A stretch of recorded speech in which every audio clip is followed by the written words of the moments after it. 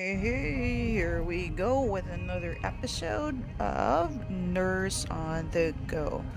So, karon ang among food trip is naami diri sa Paseo Arsenas diri sa Banawa.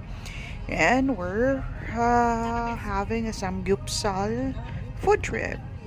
So, this is a known restaurant there is sa Cebu for their samgyupsal and their Korean food, which is Seoul. I'm not really sure, pero I think Kuyog rasa na sila sa Barangay Seoul. Katong naa dire sa IT Park. But of course, a la carte naman to ila dito, mga meal set. But for ang rason among gianhi dire ang Seoul dire sa Banawa, it's because they're serving their unlimited samgyupsal. This is their menu. They do have their unlimited pork and then kani ang 12 nga side dishes. And then that's for 499. And then they also have unlimited pork and beef. And then same yapon, same dishes or side dishes. And then naasa ni sila yung mga set meal. Same sa ilahang kuan dito sa IT Park, which is their popular meal nga naa kay mapilian between the side dishes and then your main course. And then diri sa ilaha though, they appear to be at least higher than sa mga standard nga samgyupsal kay ang ilang cheese you have to add on ka og 60, pero daghan naman po siya, add on ka og 60, and then wala pa sa ilabot ang ilang drinks. Ang libre lang nila diri is tubig. So for your drinks, that's an add-on. And then ang ganahan ako diri sa Barangay Sol is nindot kay ilang place. It's big, it's spacious. Unya dili sa siya ang katubitang kung naa ka sa samgyupsalan nga naman imaho kang sinugba. So that's what I also like about the place. So mo ang ilang mga branches, daghan ni sila branches ang Seoul.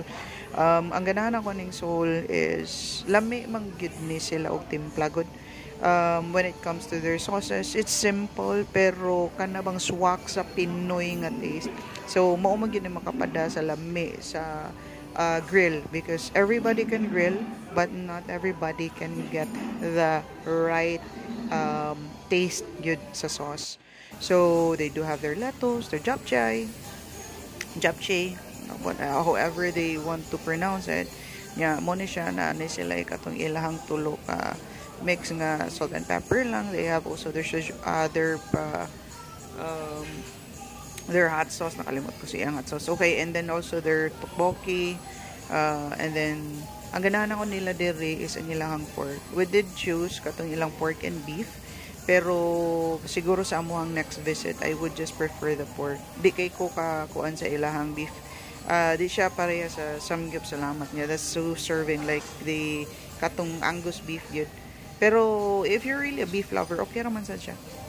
Just really ordinary. And then ang usa sa ganahan ako kato ilang crispy pork, lami ilang crispy pork, mura siya pinakupsan. And then there goes their beef. Okay raman po ng iyang beef, pero mas naalang ko yung preference po na lain. That's for us.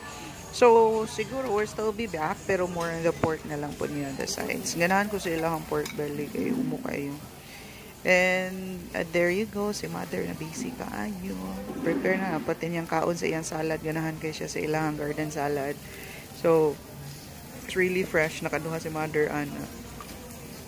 Nya, here, kani siya may akong ganahan sa ila. This is their serving of cheese. Ano siya. Pero since melted naman po siya, actually, gipadaplin ko na siya. Kaya para dili siya ma-burn lang ba. So, kato, gibutang naman siya sa center. But after Ana, ako rin yung gibutang sa kilid. So, overall, ganahan ako sa amuang experience there sa Seoul or all the samgyupsal na mga restaurant. This is also one of the best on top of samgyupsalamat. So, we'll still visit them again.